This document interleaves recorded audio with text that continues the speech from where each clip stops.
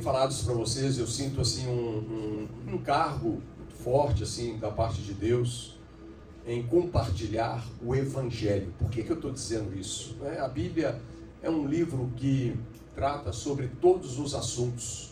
Nós podemos falar sobre governo na Bíblia, nós podemos falar sobre business, nós podemos falar sobre família, nós podemos falar sobre tantas coisas na Bíblia, mas existe um foco que nos é dado. A Bíblia, ela claramente, o Senhor Jesus nos comissionou para quê? Ir por todo mundo e pregar o Evangelho. E aquele que crer vai ser salvo, que não crer está lascado. Então, eu creio que nós precisamos desse foco. E realmente, e eu me incluo nisso, eu vejo que há uma necessidade muito grande de nós, como igreja, sermos reevangelizados. Nós precisamos de nos enxergar realmente dentro do Evangelho. É interessante, o Evangelho é uma mensagem completa, é uma mensagem profundamente transformadora.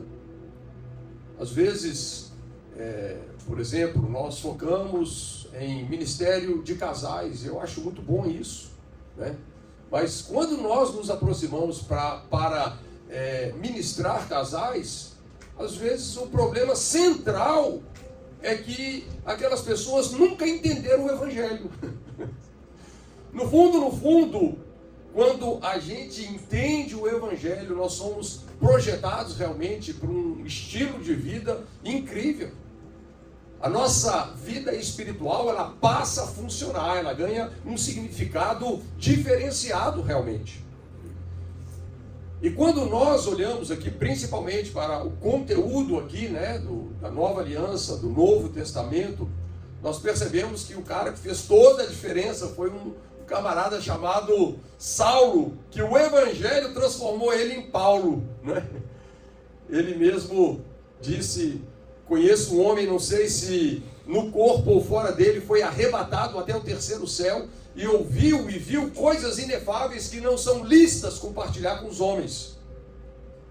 Parece que Paulo tinha mais coisas que ele não podia contar do que aquelas que ele podia contar. Mas mesmo assim ele contou muita coisa, Ele escreveu mais da metade do Novo Testamento. Aqui foi Paulo. E ele realmente compreendeu o Evangelho de uma forma muito diferenciada.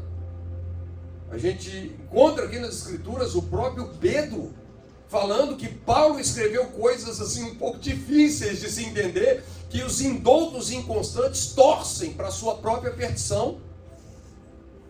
Então, o Evangelho, ao mesmo tempo que ele é simples, ele também é profundo, porque ele realmente nos devolve para aquele plano original de Deus. Ele nos devolve para a essência da vida, que é Jesus. O Evangelho não tem como objetivo tornar a mim e a você religiosos, não. O Evangelho, ele comunica vida, E talvez um dos conteúdos que Paulo traz mais clareza para explicar o Evangelho é a carta que ele escreve aqui aos Romanos, E dentro de toda a carta aos Romanos, é incrível aqui esses 3 capítulos, capítulos 6, 7 e 8 de Romanos, e eu quero só pegar uma facetazinha disso, porque é um assunto tão extenso, um assunto que a gente precisa de muito tempo para dissertar, mas eu quero passar algo para vocês de uma forma mais objetiva. E eu quero ler alguns versos. Aqui no capítulo 6 aos Romanos, vou ler o primeiro verso apenas, e Paulo fala assim: que diremos então? Continuaremos no pecado para que a graça aumente ainda mais? De modo nenhum. Como viveremos no pecado, nós que já morremos para ele? Incrível. Depois ele vai para o capítulo 7, que tem uma outra conotação, um outro propósito. E eu quero ler o final do capítulo 7 aqui, no verso 24, ele faz uma declaração estonteante. Ele fala: miserável homem que sou, quem me livrará do corpo desta morte? graças a Deus por Jesus Cristo nosso Senhor, de maneira que eu de mim mesmo com a mente sou escravo da lei de Deus, mas segundo a carne sou escravo da lei do pecado. E ainda quero ler aqui alguns versos no capítulo 8, e nós vamos entender aqui cada um desses capítulos. Começando no primeiro verso do capítulo 8, ele diz, agora, né? Agora. Então ele mudou o assunto, porque no capítulo 7, Paulo estava falando dos seus dias passados. Paulo estava falando daquele homem que conhecia a lei com a mente, mas ainda estava espiritualmente morto. Será que uma pessoa que não nasceu de novo, que está espiritualmente morta, será que ela tem alguma chance de viver uma vida vitoriosa? Nenhuma. Ele, por mais que com a mente ele conheça, né, a lei, né, os conceitos da palavra, né, ele é escravo do pecado, literalmente.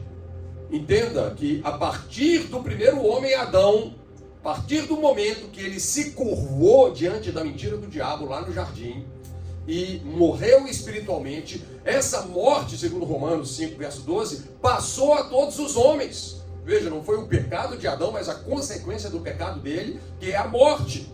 Então nós herdamos do nosso primeiro ancestral uma natureza espiritual de morte. Isso nos faz completamente reféns da carne, completamente reféns do pecado. Então Paulo estava descrevendo aqui no capítulo 7 o homem nessa condição. Se você ler todo o capítulo, você vai ver ele dizendo, né, que a lei é espiritual, mas eu sou carnal, vendido ao pecado. Tem algum problema com a lei? Não! A lei é perfeita, a lei é justa, a lei é boa, a lei é santa.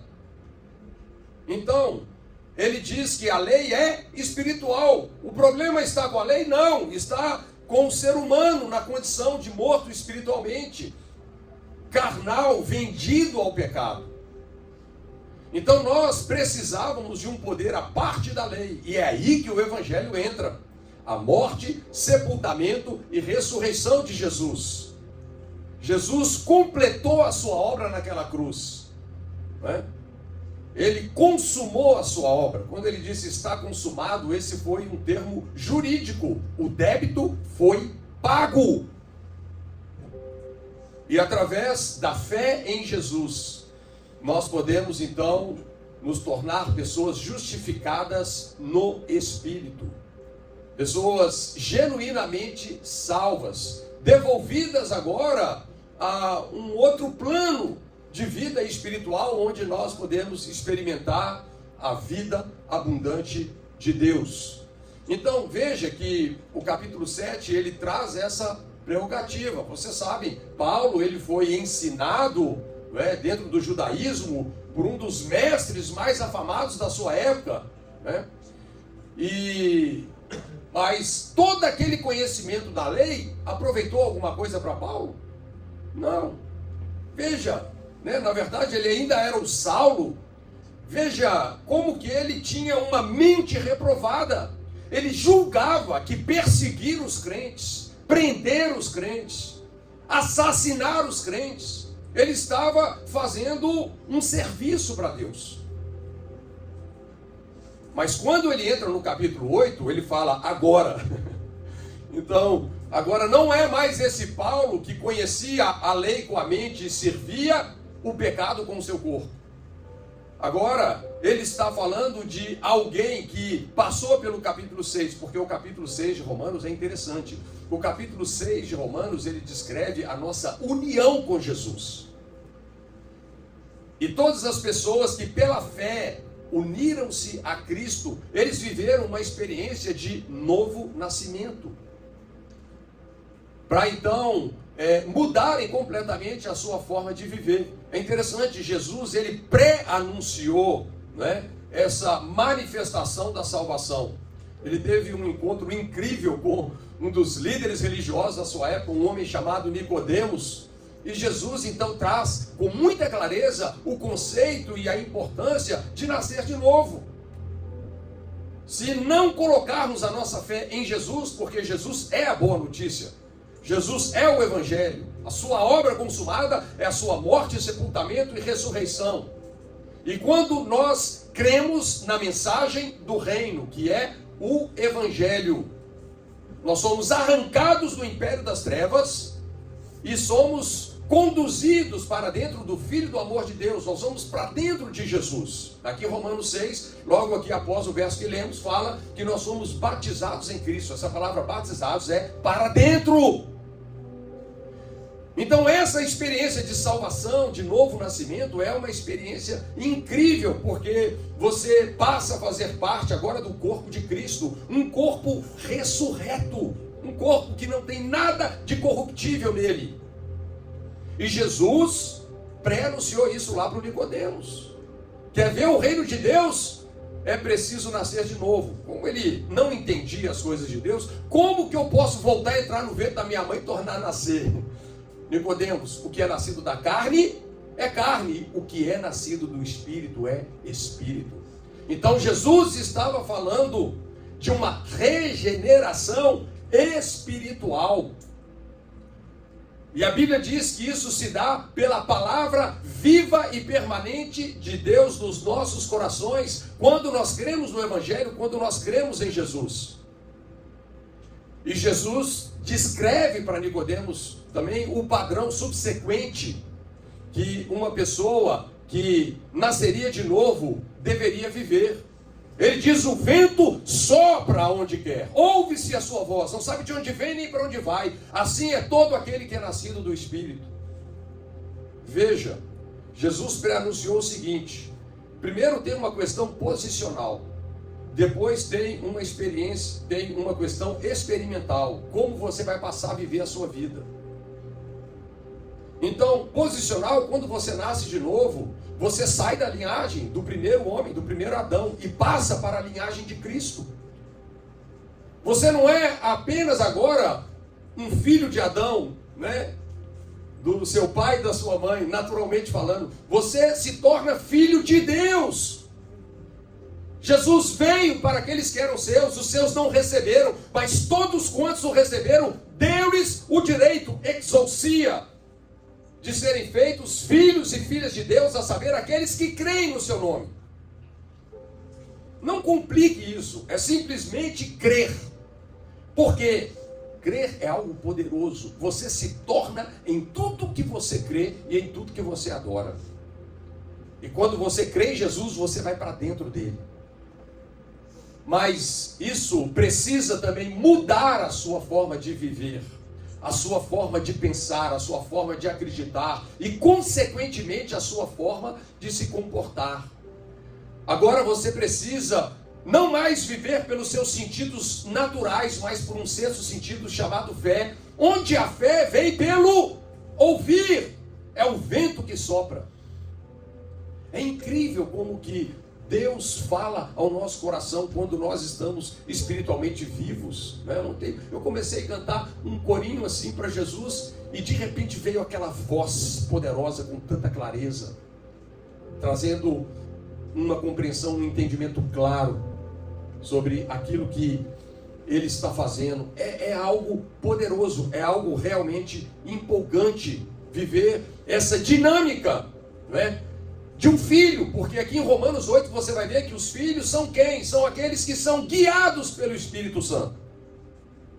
E esse é um dos grandes paradigmas aqui. Se nós vivemos um novo nascimento, Paulo está perguntando aqui no capítulo 6, como que nós vamos viver no pecado, com uma mente reprovada, se nós já morremos para ele? Chega! Né?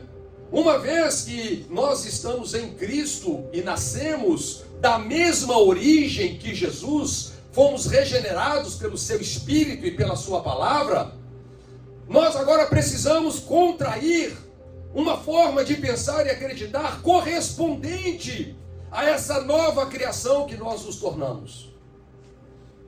Veja, nascer de novo não é tudo. Você pode nascer de novo, ser nascido do Espírito, mas ainda continuar pensando e acreditando da forma antiga.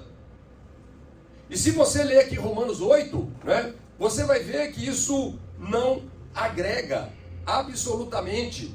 Ele fala: os que vivem segundo a carne se inclinam às coisas da carne.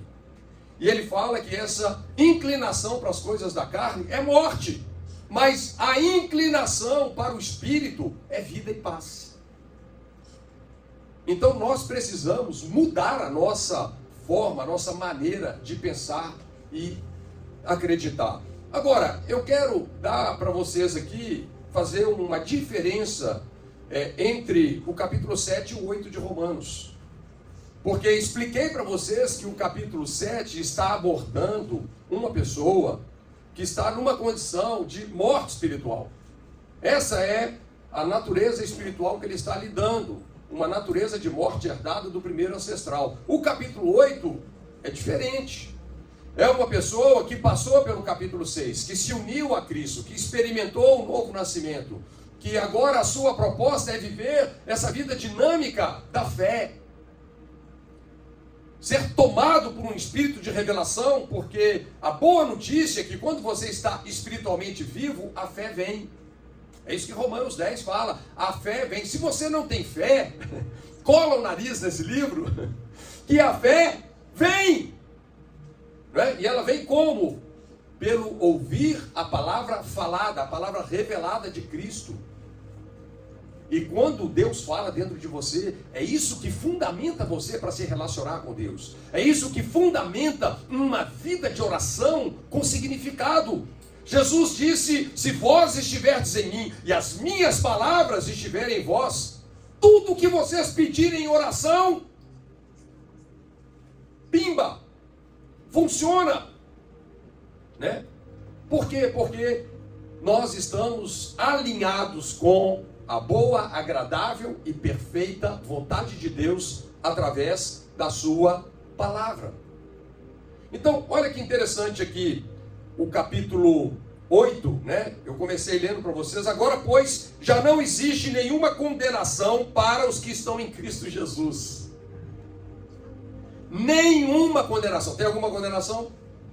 Seja da parte de Deus, seja condenação da parte do diabo, seja condenação do mundo, seja um macumbeiro que levantou a voz para amaldiçoar você, acabou.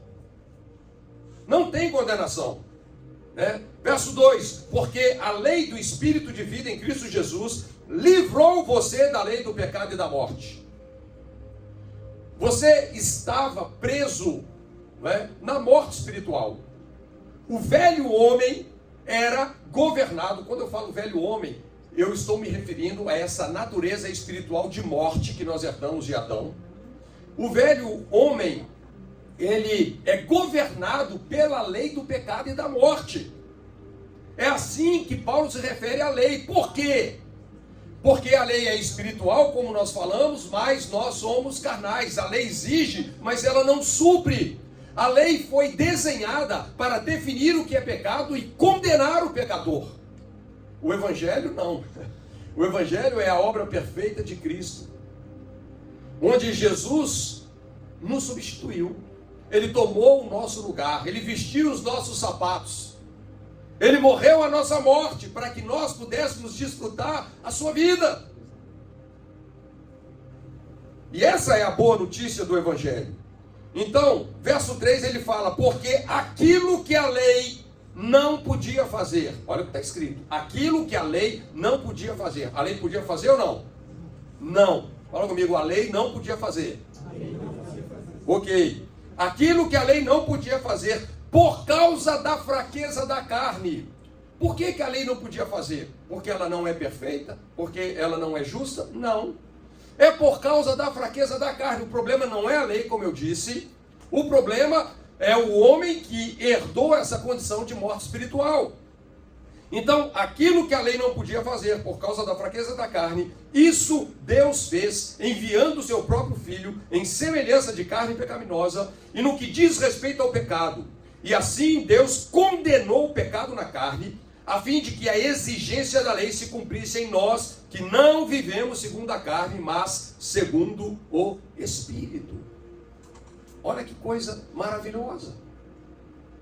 Então veja, que quando você não tinha nascido de novo, estava espiritualmente morto, havia uma lei que governava você, a lei do pecado e da morte. Mas quando você ouviu o Evangelho, que Jesus morreu pelos seus pecados, ressuscitou para a sua justificação, uma outra lei entrou em evidência e em ação na sua vida, a lei do Espírito e vida. E essa lei do Espírito de vida, ela derrotou a lei do pecado e da morte. Ou seja, agora que você está em Cristo, você não deve mais nada ao pecado. Entendeu? Por isso que lá no capítulo 6 ele começa assim: como que nós vamos ficar no pecado se nós já morremos para ele?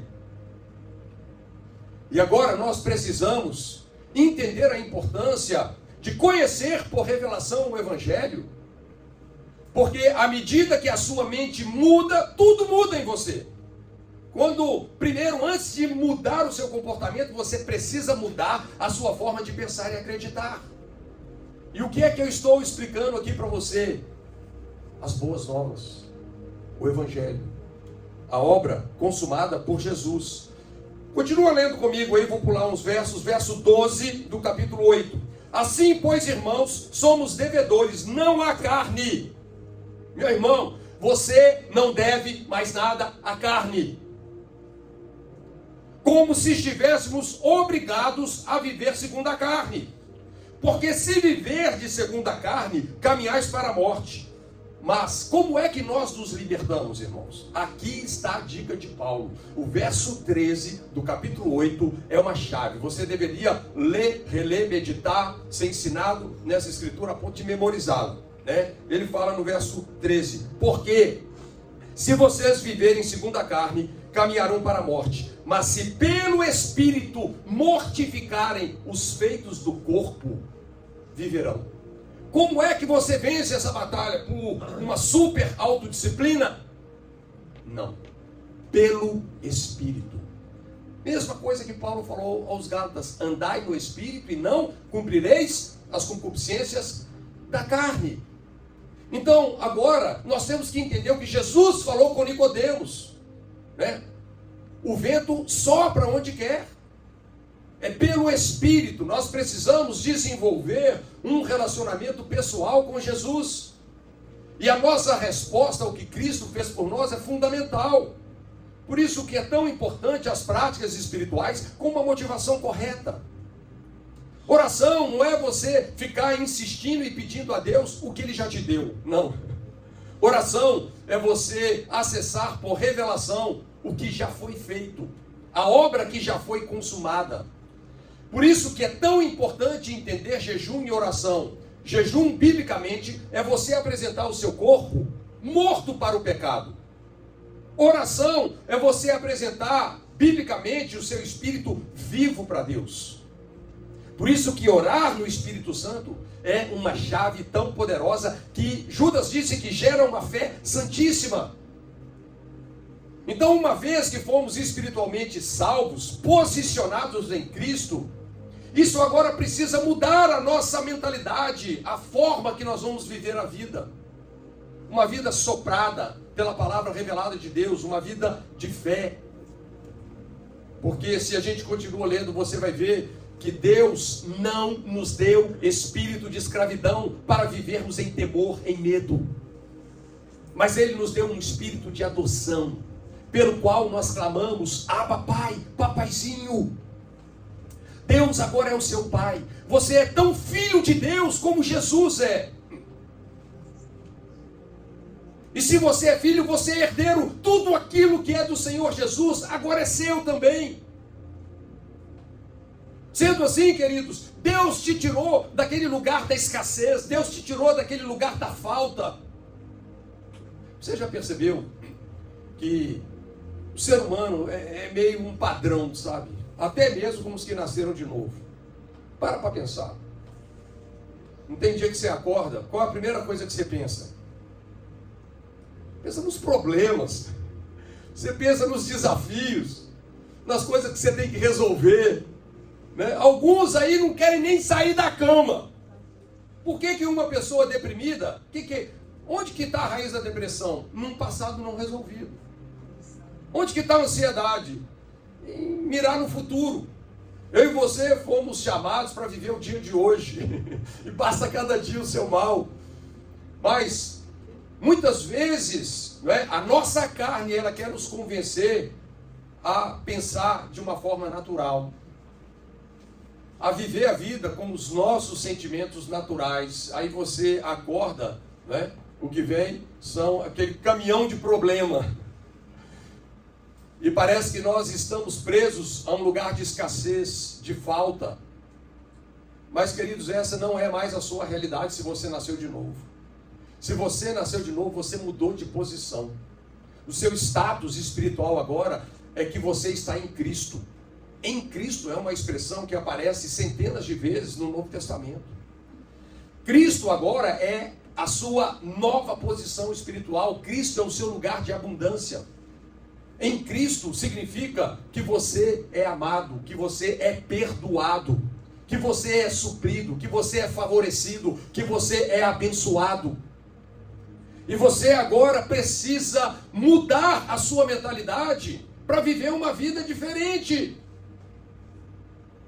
Senão as pessoas nascem de novo, têm um espírito novo e continuam com uma mente velha, impondo a derrota e o fracasso, muitas vezes impondo a condenação, que Paulo disse que não se aplica mais a nós. Mas quantos crentes estão condenados? Vivem com culpa, vivem como se estivessem num lugar de escassez. Por quê? Porque o Evangelho ainda não libertou a mente deles. Salvou o espírito, mas ainda não chegou na mente. Tudo que você precisa se tornar, falando de renovação da mente, já está em forma de semente no seu espírito. Por isso nós estávamos falando a importância do jejum e da oração. Não é para você se tornar quem você gostaria de ser. Não, é para descobrir quem você já é quando você nasceu de novo. É evidenciar isso. E tomar posse da vida eterna, dessa nova mentalidade. Cristo é o meu lugar de abundância. Ele é a minha salvação, Ele é a minha justiça, Ele é a minha paz. Queridos, e quanto mais você percebe o seu espírito recriado, quanto mais você é consciente dele, olha, você entra num lugar assim, sabe, como Jesus disse, né? Um lugar de paz. A minha paz vos dou, não vou lá dou como o mundo a dá. É um lugar de serenidade, é um lugar onde não há temor, é um lugar onde não há limites, porque tudo é possível para aquele que crê. Então é algo poderoso. Se a gente pega capítulo 7 e capítulo 8 de Romanos, você vai ver que no capítulo 7, porque ele está descrevendo esse homem que conhece a Deus com a mente, mas o espírito está morto, não nasceu de novo. Você vai ver em todo o capítulo 7, se eu não me engano, 3 vezes a palavra espírito é mencionada. Praticamente não se fala da ação do espírito. Quando você vai para Romanos capítulo 8, que fala daquele, né, que nasceu de novo, que foi regenerado, que recebeu o espírito de adoção, onde o espírito de escravidão foi quebrado, a lei do pecado e da morte foi vencida pela lei do espírito e vida. São dezenas de vezes que a palavra espírito é mencionada. Por quê? Porque aquela condição aqui que Paulo termina em Romanos 7, que ele faz essa declaração: miserável homem que sou, quem me livrará do corpo dessa morte? Quem vai me livrar desse velho homem? Lembra que é o velho homem? A natureza espiritual de morte que nós herdamos de Adão. Ele compara, ele cria um quadro interessante aqui, queridos, porque nos dias de Paulo, a pena para um assassino é que ele deveria ser amarrado ao cadáver que ele assassinou. Amarrava o cara ao defunto que ele matou, e aquele cara ia morrendo junto com aquele defunto, entrando em decomposição. E ele se refere a esse velho homem, a carne, essa condição de mortos espiritualmente, como está abraçado a um defunto e os desdobramentos que isso proporcionam. E ele fala: graças a Deus por Jesus, porque Jesus inaugurou um novo homem. Ele não só perdoou todos os meus pecados, mas ele me colocou dentro do seu corpo. Eu faço parte agora de um corpo ressurreto, porque O Senhor Jesus, na sua morte, ele pisou nos lugares mais baixos da dimensão espiritual, um lugar chamado Hades. E a morte não pôde suportá-lo, ele ressuscitou e pôs a sua cabeça nos mais altos céus. Entre a cabeça e os pés está o seu corpo, a igreja, onde todos aqueles que creram no Evangelho, creram na sua obra consumada, tomaram parte. Você entende? Que notícia boa! Quando você nasce da mesma origem de Jesus, nasce de novo, quando você é genuinamente salvo, não são apenas anjos que estão ao seu redor guardando a sua vida. Veio uma pessoa da Trindade morar dentro de você. Você não é mais órfão, agora você tem um pai perfeito. Graças a Deus pelos nossos pais terrenos, mas longe de serem perfeitos. Mas quando você se torna filho de Deus pela fé, você tem um pai perfeito.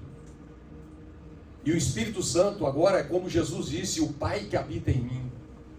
O Espírito Santo habita em você para guiar você. E essa é a marca do Filho de Deus. Os filhos são aqueles que são guiados, que vivem essa vida debaixo de um sopro de revelação da parte de Deus. Isso é o que Deus tem para mim e para você. Vou te dizer, se você aprendeu o Evangelho, eu vou fechar aqui, né?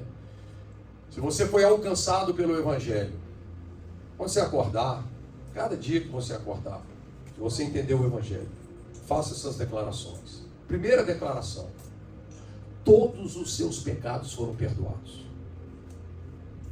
Isso é uma conquista de Jesus. Não diminua o Evangelho. Não viva como se Jesus não tivesse morrido por você. Ele morreu ou não pelos seus pecados? Crimes não podem ser punidos duas vezes. Eles já foram punidos em Cristo. E a sua fé em Jesus, né, é uma forma de você endossar isso. E essa é a justiça da fé.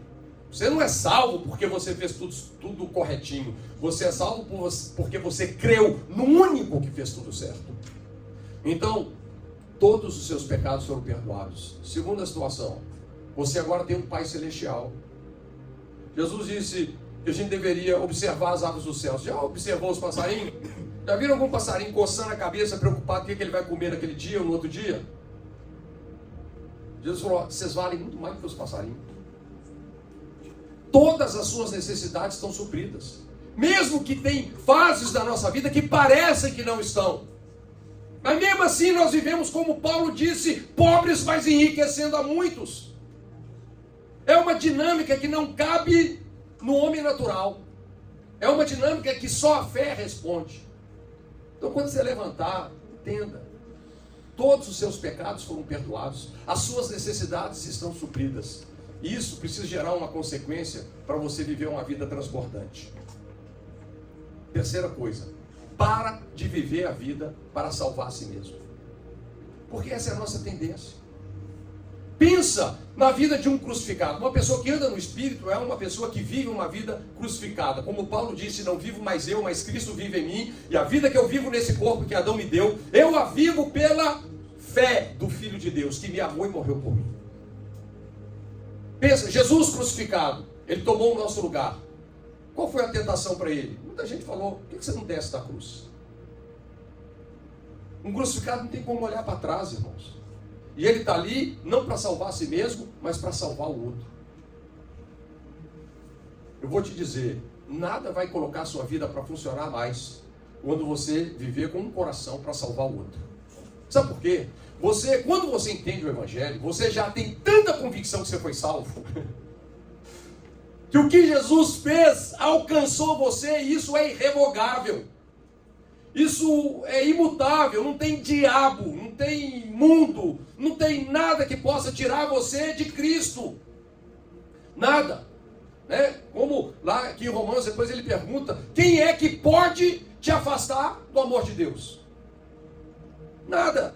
Nem morte, nem vida, nem presente, nem futuro, nem qualquer outra criatura, nem capeta, nada. Então, queridos, viva cada dia assim, com a consciência da obra consumada de Jesus na sua vida. Você é amado, perdoado, suprido, favorecido. E você não precisa viver para se salvar, porque Cristo já fez isso. Tem uma vida focada em salvar o outro.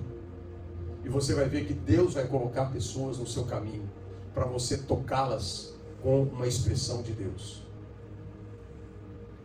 Algumas pessoas serão radicalmente mudadas, né, por uma palavra que você liberar, por uma oração que você fizer. E aí faça as obras de Jesus, de graça nós recebemos, de graça nós vamos dar, limpa os leprosos, cura os enfermos, evangeliza os perdidos. Não perca oportunidade. Viva nesse potencial, nessa expressão que só o Evangelho permite nos viver.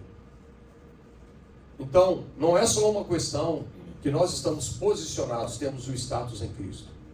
Nós precisamos viver agora, precisamos ter uma experiência de vida correspondente. Isso só acontece se nós mudamos a nossa forma de pensar para a forma de pensar do Evangelho. Faz sentido ou não? Fica de pé no seu lugar, vamos orar. Aleluia.